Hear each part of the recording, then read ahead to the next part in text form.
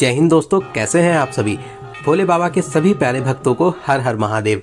दोस्तों, इस टाइम मैं आया हूं केदारनाथ धाम में भगवान भोलेनाथ के दर्शन करने के लिए। श्री केदारनाथ बाबा के दर्शन करने के लिए लोग देश और विदेश से बड़ी संख्या में इस टाइम केदारनाथ धाम आ रहे हैं। तो दोस्तों, आज के इस खास वीडियो में मैं आपको केदारनाथ की यात्रा और दर्शन की संपूर्ण जानकारी बताने वाला हूं। अगर आप भी श्री केदारनाथ जी की यात्रा का प्लान बना रहे हैं तो ये वीडियो आपके लिए बहुत ही ज्यादा हेल्पफुल रहेगा। इस वीडियो में हम लोग जानेंगे कि आप यहाँ तक कैसे पहुँचेंगे, यहाँ पर रुकने के लिए आपको होटल कहाँ पर लेना चाहिए, यात्रा कैसे और कब शुरू करना अच्छा रहता है, रास्ते में खाने पीने की क्या व्यवस्था है, आपको रजिस्ट्रेशन कैसे करना रहेगा, इस पावन यात्रा को पूरा करने में कितना बजट लग सकता है और इस यात्रा से जुड़ी हर एक छोटी बड़ी जानकारी आपके साथ में शेयर करूंगा। तो एक बार इस वीडियो को पूरा जरूर देखें जिससे आपको कंप्लीट इन्फॉर्मेशन मिल सके। तो चलिए दोस्तों, आज मेरे साथ करिए श्री केदारनाथ जी की पावन यात्रा। तो चलिए शुरू से शुरू करते हैं। हम लोगों की यात्रा शुरू होती है ऋषिकेश से। आप ऋषिकेश से बस, sharing taxi, private car, tour package के माध्यम से आराम से सोनप्रयाग तक आ सकते हैं। सबसे पहले बात करते हैं बस की। बस आपको ऋषिकेश के सरकारी बस स्टैंड से मिल जाएगी। दोस्तों, आप अपने शहर से ऋषिकेश तक बाई ट्रेन बड़े आराम से आ सकते हैं। आप कोशिश करिए कि ऋषिकेश शाम 4 से 5 बजे तक आ जाइए और तुरंत ही सोनप्रयाग वाली बस की बुकिंग कर लीजिए, क्योंकि ज्यादा भीड़ भाड़ होने पर आपको सीट मिलना मुश्किल हो जाती है। इसलिए आप सबसे पहले अपनी सोनप्रयाग वाली बस की बुकिंग कर लीजिए। इस 205 किलोमीटर दूरी के लिए आपसे 500 रुपए का चार्ज करते हैं।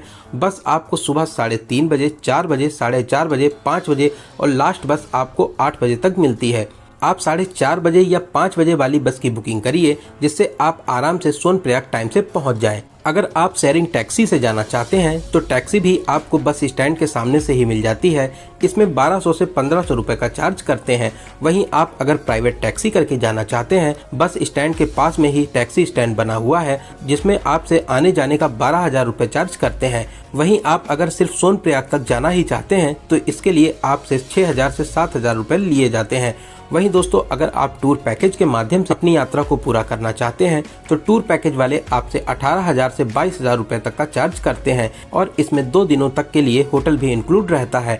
आप चाहें तो टूर पैकेज से चले जाइए या आप चाहें तो बस के माध्यम से भी बहुत ही आराम से सोनप्रयाग तक पहुंच सकते हैं। अगर दोस्तों आप अपनी खुद की कार से यहाँ तक जाना चाहते हैं तो यहाँ तक के लिए ये भी एक अच्छा तरीका रहता है। और अगर आप इस यात्रा को बाइक या स्कूटी के माध्यम से पूरा करना चाहते हैं तो आपको ऋषिकेश बस स्टैंड के पास में बहुत से एजेंट वाले मिल जाएंगे। आप उनसे स्कूटी या बाइक रेंट पे ले सकते हैं। स्कूटी के रेंट की बात करें तो 800 से 1,000 रुपए पर डे के हिसाब से आपको स्कूटी मिल जाती है। पेट्रोल इसमें अलग से डलाना रहता है। वहीं दोस्तों, अगर आप बुलेट लेना चाहते हैं तो 1500 रुपए तक में आपको एक दिन के लिए बुलेट भी मिल जाएगी। आप अपने टूर प्लान के हिसाब से उतने दिनों के लिए बाइक रेंट पे ले सकते हैं। अगर आप हरिद्वार से यात्रा को शुरू करना चाहते हैं तो आप टूर पैकेज या ऑनलाइन बस की बुकिंग करके ही हरिद्वार से जा सकते हैं। बहुत से बस एजेंट ऑनलाइन बस की बुकिंग करते हैं जिसमें आपसे 900 से 1,000 रुपए का चार्ज करते हैं। लेकिन अगर आप सरकारी बस से यात्रा करना चाहते हैं तो आपको अपनी यात्रा को ऋषिकेश से ही शुरू करना चाहिए। दोस्तों, ऋषिकेश बस स्टैंड के सामने बहुत से होटल बने हुए हैं। आप यहाँ पर रुक सकते हैं। यहाँ पर होटल की रेट की बात करें तो 500 से स्टार्टिंग हो जाती है। 800 और 1,000 में आपको बहुत ही अच्छा सा 4 बेड का रूम मिल जाएगा। यहाँ पर रूम लेने से आप सुबह 4 बजे बहुत ही आराम से बस स्टैंड तक पहुँच सकते हैं। तो चलिए, सुबह 4:30 बजे वाली बस से हम लोग अपनी यात्रा को शुरू करते हैं। करीब 2 घंटे की यात्रा करने के बाद में 70 किलोमीटर की दूरी पूरा करके अब हम लोग पहुंच चुके हैं देवप्रयाग। देवप्रयाग में आप पवित्र अलकनंदा और भागीरथी नदी का संगम देख सकते हैं। यहीं से माँ गंगा अपने रूप में आकर आगे की ओर बढ़ती हैं। फिर हम लोगों का अगला मेन स्टॉपेज आता है श्रीनगर। श्रीनगर में हम लोग कुछ देर रुकेंगे, यहाँ पर खाएंगे पिएंगे और फिर हम लोग बढ़ेंगे आगे। आगे हम लोग माता धारी देवी जी के दर्शन भी कर सकते हैं। अगर आप अपनी प्राइवेट कार से आ रहे हैं तो यहाँ पर रुक के माता धारी देवी जी के दर्शन जरूर करिए। आपको यहाँ पर दर्शन करके बहुत ही ज्यादा अच्छा लगेगा। फिर हम लोग आगे की यात्रा करते हुए रुद्रप्रयाग को पार करेंगे। फिर तिलवाड़ा, अगस्त्यमुनि, कुंड, गुप्तकाशी होते हुए हम लोग पहुंचेंगे फाटा और फिर कुछ ही घंटों की यात्रा करके हम लोग पहुंच जाएंगे सीतापुर। सीतापुर में ही बस स्टैंड बना हुआ है, यहीं पर बस आपको ड्रॉप कर देती है। फिर सीतापुर से सोनप्रयाग की दूरी मात्र 1 किलोमीटर रह जाती है, जिसे आप पैदल यात्रा करके पूरा कर सकते हैं। सीतापुर में पार्किंग भी बनी हुई है। अगर आप खुद की कार से आना चाहते हैं तो सीतापुर में अपनी गाड़ी को पार्क कर सकते हैं। दोस्तों, सोनप्रयाग में भी मल्टी लेयर पार्किंग बनी हुई है। बहुत ज्यादा भीड़ होने पर जाम और हाउसफुल आपको मिलता है, तो आप कोशिश करिए कि सीतापुर में ही अपनी कार को पार्क कर दें। ऋषिकेश से करीब 7 से 8 घंटे का सफर पूरा करके अब हम लोग पहुंच चुके हैं सोनप्रयाग। चलिए अब हम लोग बात करते हैं कि हम लोगों को कहां पर रुकना चाहिए। आप सोनप्रयाग में अपना स्टे कर सकते हैं। सोनप्रयाग मार्केट में आपको बहुत से होटल मिल जाएंगे, लेकिन यहाँ पर होटल के रेट थोड़े से हाई रहते हैं। डबल बेड आपको 2500 रुपए, ट्रिपल बेड आपको 3000 रुपए और 4 बेडेड रूम की बात करें तो लगभग आपको 4000 से 4500 रुपए में मिलता है। वहीं दोस्तों, अगर आप बजट टूर कर रहे हैं तो आप डोरमेट्री में भी रुक सकते हैं। मात्र 500 रुपए में आपको डोरमेट्री मिल जाएगी। यहीं पर आपको क्लॉक रूम की फैसिलिटी भी मिल जाती है। 100 रुपए में पर बैग आप 48 घंटे के लिए यहाँ पर रख सकते हैं। अगर आप चाहें तो सीतापुर में भी होटल ले सकते हैं। वहाँ भी होटल्स के रेट लगभग यही रहते हैं। दोस्तों, अगर आप चाहें तो गौरीकुंड में भी स्टे कर सकते हैं, लेकिन गौरीकुंड में होटल्स की फैसिलिटी ज्यादा नहीं है। सोनप्रयाग में आपको होटल की फैसिलिटी ज्यादा मिलेंगी। सोनप्रयाग से गौरीकुंड की दूरी 6 किलोमीटर रहती है। आगे यहाँ तक कैसे पहुँचेंगे इसकी भी पूरी जानकारी आपको बताऊंगा। दोस्तों, सोनप्रयाग में होटल लेने के बाद में रात में हम लोग अपने होटल में आराम करेंगे और सुबह 3 बजे सबसे पहले हम लोग लाइन में लग जाएंगे। और आप जितना लेट होते जाएंगे उतनी ही लंबी लाइन में आपको लगना रहेगा, तो आप कोशिश करिए कि सुबह 3 से 4 बजे उठकर लाइन में लग जाइए। दोस्तों, सोनप्रयाग से गौरीकुंड तक बुलेरो चलती हैं। आप इस बुलेरो की हेल्प से गौरीकुंड तक पहुँच सकते हैं। इसमें आपको 50 रुपए पर पर्सन का चार्ज देना रहता है। अगर आप जल्दी लाइन में लग जाते हैं तो बहुत ही जल्दी आपको बुलेरो मिल जाएगी, वरना आपको 3 से 4 घंटे भी लग सकते हैं। बुलेरो की यात्रा करके आप आराम से गौरीकुंड तक पहुंच सकते हैं। दोस्तों, आप सोनप्रयाग से गौरीकुंड तक घोड़े के माध्यम से भी जा सकते हैं। इस 5 किलोमीटर की दूरी के लिए आपसे 1000 रुपए का चार्ज करते हैं। वहीं आप सोनप्रयाग से डायरेक्ट केदारनाथ बेस कैंप तक अगर घोड़े से जाना चाहते हैं तो इसके लिए आपको 3200 रुपए का चार्ज देना रहता है। लेकिन दोस्तों, जो लोग घोड़े से यात्रा करते हैं उसमें से 99% गौरीकुंड से ही लोग घोड़ा खच्चर, पालकी या बास्केट के माध्यम से केदारनाथ तक जाते हैं। तो चलिए, बुलेरो की यात्रा करके अब हम लोग पहुंच चुके हैं गौरीकुंड। गौरीकुंड से ही हम लोगों की 16 किलोमीटर की पैदल यात्रा शुरू होती है। गौरीकुंड में आप पवित्र कुंड में स्नान कर सकते हैं। यहाँ पर गौरी माता का प्राचीन मंदिर भी स्थापित है। आप यहाँ पर दर्शन करके अपनी इस पावन यात्रा को शुरू कर सकते हैं। गौरीकुंड मेन मार्केट को पार करते हुए 500 मीटर आगे चलने पर घोड़ा पड़ाव आता है। यहाँ से आप घोड़ा खच्चर, पालकी, बास्केट लेकर केदारनाथ तक पहुँच सकते हैं। घोड़े वाले आपसे 2950 रुपए का चार्ज करते हैं, जो सरकारी रेट रहते हैं। इसकी आपको पर्ची भी दी जाती है। पालकी वाले आने जाने का 12 से 15,000 रुपए तक चार्ज करते हैं। वहीं जाने जाने की बात करें करीब 7 से 8,000 रुपए का चार्ज करते हैं। बास्केट में आपसे वेट के हिसाब से चार्ज करते हैं। बास्केट को यहाँ पर कंडी भी कहा जाता है। अगर आपका नॉर्मल वेट 50 से 60 किलो है तो इसमें आपसे 5000 से 6000 रुपए का चार्ज करते हैं। वहीं अगर आपका ज्यादा वजन है, आपके वजन के हिसाब से आपसे 7000, 8000 या 9000 रुपए तक लेते हैं। दोस्तों, हम लोग इस पावन यात्रा को पैदल ही शुरू करेंगे। शानदार नज़ारे और प्यारे प्यारे झरनों को देखते हुए लगभग 4 किलोमीटर की पैदल यात्रा पूरा करके हम लोग आ चुके हैं अपने पहले बड़े स्टॉपेज जंगल चट्टी पर। दोस्तों, यहाँ पर बहुत ही ज्यादा भीड़ भाड़ होती है। एक ही रास्ता है, उसी रास्ते से घोड़े खच्चर, पालकी और बास्केट वाले भी चलते हैं। साथ ही साथ पैदल यात्री भी इसी रास्ता से यात्रा करते हैं। तो मेरी आपको यही एडवाइस रहेगी कि आप घोड़े खच्चर से बचकर चलें, क्योंकि ये लोग सिर्फ खुद से मतलब रखते हैं। यात्रियों को क्या प्रॉब्लम हो रही है ये लोग उसका बिल्कुल भी ध्यान नहीं देते हैं। पैदल यात्रा करने के लिए आप डंडा या लाठी ले सकते हैं, जिससे आपको चलने में बहुत ही ज्यादा आराम मिलेगी। और यात्रा में आप कम से कम ही सामान ले जाएं, जितना जरूरी हो उसी सामान को आप ऊपर तक ले जाइए। अगर आपके पास में बहुत ज्यादा सामान होगा तो आप बहुत ही जल्दी थक जाएंगे। यहाँ पर कुछ खाने पीने के बाद में अब हम लोग चलेंगे आगे। लगभग पूरे रास्ते आपको खाने पीने की दुकानें मिलती हैं। जगह जगह पर आपको चाय, बिस्किट, नींबू पानी, मैगी, नमकीन और सभी तरह के नाश्ते मिलते हैं। चाय आपको 30 रुपए में मिलती है, पानी की बोतल 50 रुपए, नींबू पानी 30 रुपए, मैगी आपको 50 रुपए में मिलती है। वहीं खीरा आप 20 से 30 रुपए में ले सकते हैं। लगभग 1.5 किलोमीटर की और पैदल यात्रा करके अब हम लोग पहुंच चुके हैं भीमबली। यहाँ पर आपको खाने पीने के ज्यादा ऑप्शन मिलेंगे। यहाँ पर आप 50 रुपए में राजमा चावल खा सकते हैं, 60 रुपए में आपको आलू का पराठा मिल जाएगा, 40 रुपए में आप दाल चावल खा सकते हैं और भी बहुत सी चीजें आप खा पी सकते हैं। दोस्तों आप रुकते रुकाते हुए ही चलें, नहीं तो आपको सांस लेने में थोड़ी सी प्रॉब्लम हो सकती है। जगह जगह पर नींबू पानी जरूर पिएं, इससे आपको बहुत ही ज्यादा एनर्जी मिलेगी। दोस्तों बात करें चढ़ाई की तो चढ़ाई तो ज्यादा है। भीमबली के बाद में आपको और भी ज्यादा चढ़ाई देखने को मिलती है। भीमबली के आगे रामबाड़ा पड़ता है। पहले रामबाड़ा ही केदारनाथ का बेस कैंप हुआ करता था, लेकिन 2013 की महा आपदा में ये रामबाड़ा पूरी तरह से तबाह हो गया था। आप इसके निशान आज भी देख सकते हैं। मेरी महादेव से यही कामना है कि भविष्य में ऐसी आपदा फिर कभी ना आए। दोस्तों भीमबली से 2 रास्ते कट जाते हैं। एक में चढ़ाई कम है लेकिन इसकी डिस्टेंस 1 किलोमीटर ज़्यादा पड़ती है। वहीं जो रास्ता सीधे गया हुआ है इस पे आपको चढ़ाई थोड़ी सी ज़्यादा मिलेगी, लेकिन ये रास्ता 1 किलोमीटर कम है। दोनों ही मार्गों से आपको मंदाकिनी नदी को पार करके पुल के माध्यम से दूसरी ओर आ जाना रहता है। लगभग गौरीकुंड से 9 किलोमीटर की यात्रा को पूरा करके अब हम लोग पहुँच चुके हैं छोटी लिंचोली।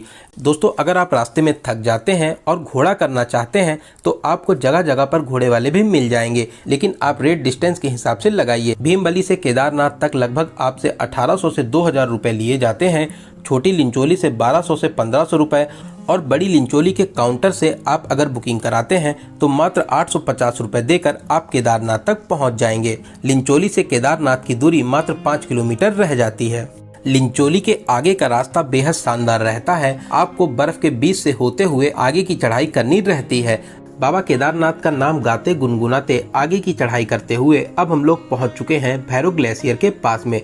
अभी कुछ दिन पहले ये ग्लेशियर नीचे आ गया था, जिससे 2-3 दिन की यात्रा प्रभावित हुई थी। इसी ग्लेशियर के ऊपर से होते हुए आगे की यात्रा करके अब हम लोग आ चुके हैं बेस कैंप से मात्र 1.5 से 2 किलोमीटर की दूरी पर। बहुत ही शानदार नज़ारों से भरा हुआ बर्फ के बीच से होते हुए अब हम लोग पहुंच चुके हैं केदारनाथ बेस कैंप के पास में। यहाँ से केदारनाथ मंदिर मात्र 1 किलोमीटर रह जाता है। घोड़े खच्चर पालकी वाले आपको यहीं पे ड्रॉप कर देते हैं। दोस्तों आप आराम से रुकते रुकाते हुए खाते पीते हुए लगभग 10 से 12 घंटे में यहाँ तक पहुँच सकते हैं। चलिए अब हम लोग बात करते हैं कि यहाँ पर रुकने की क्या क्या व्यवस्था रहती है। आपको यहाँ पर बहुत से टेंट मिल जाएंगे जिसमें आपसे 500 रुपए का चार्ज करते हैं।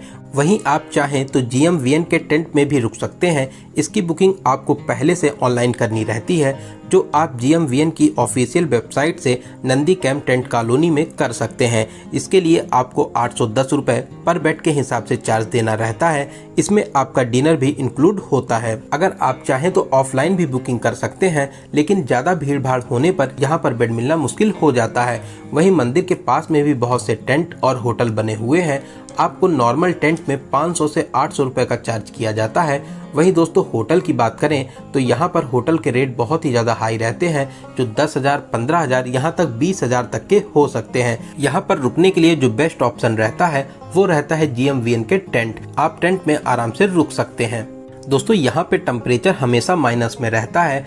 यहाँ पर आपको गर्म पानी मिलना बहुत ही मुश्किल रहता है, लेकिन कहीं कहीं पर आपको टेंट में 100 रुपए पर बाल्टी के हिसाब से गर्म पानी मिल भी जाता है। दोस्तों मंदिर से 500 मीटर पहले ही हेलीपैड बना हुआ है। अगर आप हेलीकॉप्टर से यात्रा करना चाहते हैं तो आप IRCTC के ऐप से बुकिंग कर सकते हैं, या आप heliyatra.irctc.co.in की वेबसाइट से ऑनलाइन बुकिंग कर सकते हैं। दोस्तों आप यहाँ पहले से ही बुकिंग करके आएँ, क्योंकि ऑफलाइन टिकट मिलना बहुत ही ज़्यादा मुश्किल रहता है। बहुत से एजेंट आपसे यहाँ पर 10,000, 20,000, 30,000 रुपए मांगते हैं कि आपकी ऑफलाइन बुकिंग करा देंगे, लेकिन दोस्तों आप अपनी रिस्क पर ही इनको पैसे दें। मेरी आपको यह एडवाइस रहेगी, आप किसी को भी एक भी रुपए ना दीजिएगा, वरना आपके पैसे डूब जाएंगे। गुप्त काशी से केदारनाथ बेस कैंप तक 3,870 रुपए, आने और जाने दोनों साइड के लिए 7,740 रुपए का टिकट पड़ता है। फाटा से 2,750 रुपए और दोनों साइड का 5,500 रुपए लिया जाता है।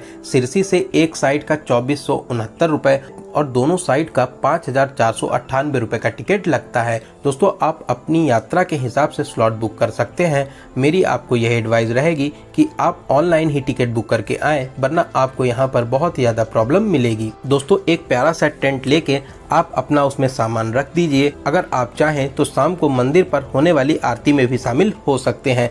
दोस्तों रात में अपने टेंट में आराम करेंगे। सुबह जितना जल्दी हो सकेगा उतना जल्दी उठकर 3 बजे, 4 बजे या 5 बजे लाइन में लग जाएंगे। दोस्तों आप जितना जल्दी लाइन में लगेंगे उतना ही आराम और जल्दी आपको दर्शन करने को मिलेंगे। तो चलिए दोस्तों अब हम लोग लगेंगे लाइन में। दूर से ही बाबा केदारनाथ का प्यारा सा मंदिर दिखाई देता है, जिसको देखकर आपको बहुत ही ज्यादा शांति और सुकून मिलेगा। दोस्तों अगर सच में कहीं पर स्वर्ग है तो बस यही है। आपको लगेगा कि आप सच में स्वर्ग में इस समय मौजूद है। दोस्तों बहुत ही प्यारा स्थान है, आप बहुत ही जल्दी प्लानिंग बनाकर यहाँ पर दर्शन करने जरूर आइए। लाइन में लगकर आगे बढ़ेंगे, हर हर महादेव का जाप करते हुए मंदिर में प्रवेश करेंगे, बाबा जी के दर्शन करेंगे। दोस्तों आप बहुत ही ज्यादा किस्मत वाले हैं जो भोलेनाथ ने आपको अपने स्थान पर बुलाया है। महादेव आपकी सभी मनोकामनाओं को जरूर पूरा करेंगे। दोस्तों कमेंट बॉक्स में हर हर महादेव जय श्री केदारनाथ जरूर लिखें। मंदिर में दर्शन करने के बाद में मंदिर के पीछे भीमशिला के दर्शन जरूर करें। महा आपदा आने पर यह विशाल पत्थर मंदिर के पीछे आकर रुक गया था। इस पत्थर की वजह से बाढ़ का पानी 2 दिशाओं में बट गया था। मंदिर को जरा सा भी नुकसान नहीं हुआ, लेकिन ये मंदिर के आसपास जितने भी होटल और मार्केट बनी थी सब कुछ तबाह हो गई। आप इसी से भगवान के होने का अंदाजा लगा सकते हैं। मंदिर को जरा सा भी नुकसान नहीं हुआ, लेकिन मंदिर के आसपास जितना कुछ था वो सब ताश के पत्तों की तरह बह गया। दोस्तों आप इस भीमशिला के दर्शन जरूर करें। अब मंदिर प्रांगण को और भी विशाल और सुंदर बनाया जा रहा है। साथ ही साथ बहुत से विकास कार्य यहाँ पर लगातार हो रहे हैं। मंदिर में दर्शन करने के बाद में आप भैरव बाबा के दर्शन करने भी जा सकते हैं, जो 1 किलोमीटर चढ़ाई करके भैरव घाटी पर भैरव बाबा का मंदिर बना हुआ है। आप यहाँ पर भी दर्शन करने जा सकते हैं। दर्शन करने के बाद में अगर आप कुछ खाना पीना चाहते हैं तो पास में ही होटल और रेस्टोरेंट बने हुए हैं, जहां पर आपको बहुत ही अच्छे रेट पर खाना मिलता है। आप यहां पर नाश्ता पानी करिए, अगर आप चाहें तो यहां पर खाना पीना भी कर सकते हैं। दोस्तों मंदिर प्रांगण में कुछ समय देने के बाद में अब आप चाहें तो वापसी की यात्रा कर सकते हैं। वापसी में आपको लगभग 5 से 6 घंटे की यात्रा करके आप आराम से नीचे आ जाएंगे। तो चलिए दोस्तों अब हम लोग बात करते हैं कि आपको कौन सा जरूरी सामान अपने साथ जरूर लाना है। दोस्तों यहाँ पर बहुत ही ज़्यादा सर्दी होती है, टेम्परेचर हमेशा माइनस में रहता है, इसलिए आपको सभी प्रकार के गर्म कपड़े जरूर लाने हैं। आप अपने साथ cap, gloves, muffler, jacket, sweater, shoes, socks, inner और इनर लेगी अपने साथ जरूर लाइए। यहाँ पर मोबाइल चार्जिंग की कोई भी फैसिलिटी नहीं मिलेगी, इसलिए आप अपने साथ पावर बैंक जरूर लाएं। साथ ही साथ रेन कोट, अम्ब्रेला और खाने पीने के लिए ड्राई फ्रूट्स और अपने साथ टॉर्च लेकर जरूर आएं। दोस्तों ये सारा सामान आप अपने साथ जरूर लाइए। इन सभी सामान से आपको बहुत ही ज़्यादा आराम मिलेगी। दोस्तों कुछ विशेष बातें आपको ध्यान में रखना चाहिए। केदारनाथ में मौसम कभी भी बदल जाता है और यात्रा रोक दी जाती है, तो आप एकदम भी परेशान ना हो। नेक्स्ट मॉर्निंग या कुछ घंटों के बाद में यात्रा फिर से शुरू हो जाती है। आप परेशान होकर वापस लौटने का बिल्कुल भी ना सोचें। जहां पर भी आप हैं वहीं पर आराम से रुकिए। बाबा केदारनाथ की यात्रा बहुत ही जल्दी शुरू हो जाती है। तो चलिए अब हम लोग बात करते हैं कि इस पावन यात्रा को पूरा करने में आपको कितने दिनों का प्लान बनाना चाहिए। दोस्तों आप 5 से 6 दिन में बहुत ही अच्छे तरीके से इस पावन यात्रा को पूरा कर लेंगे, लेकिन आप 1 दिन एक्स्ट्रा लेकर चलिए। अगर आपकी यात्रा 1 दिन के लिए प्रभावित होती है तो उस एक्स्ट्रा दिन में आप आराम से अपनी यात्रा को पूरा कर लें। तो आप 6 से 7 दिन का प्लान बनाइए। इन 6 से 7 दिनों में आप बहुत ही अच्छे तरीके से इस यात्रा को पूरा कर सकेंगे। दोस्तों अगर आप केदारनाथ जी की यात्रा करने के बाद में बद्रीनाथ भी जाना चाहते हैं तो सीतापुर बस स्टैंड से सुबह 4 बजे से 9 बजे तक आपको बस मिल जाएगी। आप आराम से बद्रीनाथ भी जा सकते हैं। सबसे जरूरी क्वेश्चन की बजट की, कितने बजट में आप इस पावन यात्रा को पूरा कर लेंगे। दोस्तों अगर आप पैदल यात्रा करते हैं तो आप मान के चलिए कि इस पूरी यात्रा को 6,000 से 7,000 रुपए में बहुत ही अच्छे तरीके से पूरा कर लेंगे। तो इस बजट में आपका ट्रेन का किराया, ऋषिकेश से आने जाने का बस प्लस होटल, केदारनाथ में टेंट, खाना पीना इंक्लूड रहता है। वहीं दोस्तों अगर आप घोड़े या पालकी से अपनी यात्रा को पूरा करना चाहते हैं और प्राइवेट टैक्सी करके सोनप्रयाग तक आते हैं, फिर जैसा आपका बजट हो उस हिसाब से अपनी यात्रा को पूरा कर सकते हैं। लेकिन दोस्तों अगर आप पैदल यात्रा करते हैं तो आप मान के चलिए कि 6,000 से कम में भी आप अपनी इस पावन यात्रा को पूरा कर लेंगे। तो दोस्तों यहाँ पर मैंने आपको केदारनाथ जी की यात्रा से रिलेटेड हर एक छोटी बड़ी जानकारी को बहुत ही सही और अच्छे तरीके से बताने की पूरी कोशिश की है। मैंने सभी क्वेश्चंस को कवर करने की पूरी कोशिश की है। अगर आपके फिर भी कोई क्वेश्चन रह जाते हैं तो आप हमें कमेंट के माध्यम से पूछ सकते हैं। बहुत ही जल्दी आपके कमेंट का रिप्लाई दिया जाएगा। अगर आपके वीडियो से रिलेटेड कोई भी सुझाव हो तो आप हमें जरूर बताएं, अगले वीडियो में उसको जरूर शामिल किया जाएगा। दोस्तों आपको ये वीडियो कैसा लगा और आप इस वीडियो को कहां से देख रहे हैं प्लीज कमेंट बॉक्स में जरूर बताइएगा। अगर ये वीडियो आपको हेल्पफुल लगी हो तो वीडियो को लाइक जरूर करें, साथ ही साथ अपने फ्रेंड्स और रिलेटिव्स में जरूर से जरूर शेयर करें। आप किसी और दूसरे वीडियो में खो जाएं उससे पहले चैनल को सब्सक्राइब करके बेल आइकन को जरूर प्रेस करें। तो चलिए दोस्तों अब मिलते हैं किसी ऐसे ही इंफॉर्मेटिव वीडियो में। तब तक आप अपना और अपने परिवार का बहुत ज़्यादा ख्याल रखें। आपकी यात्रा सफल, सुगम और मंगलमय हो। जय हिंद, जय भारत, हर हर महादेव, जय श्री केदार।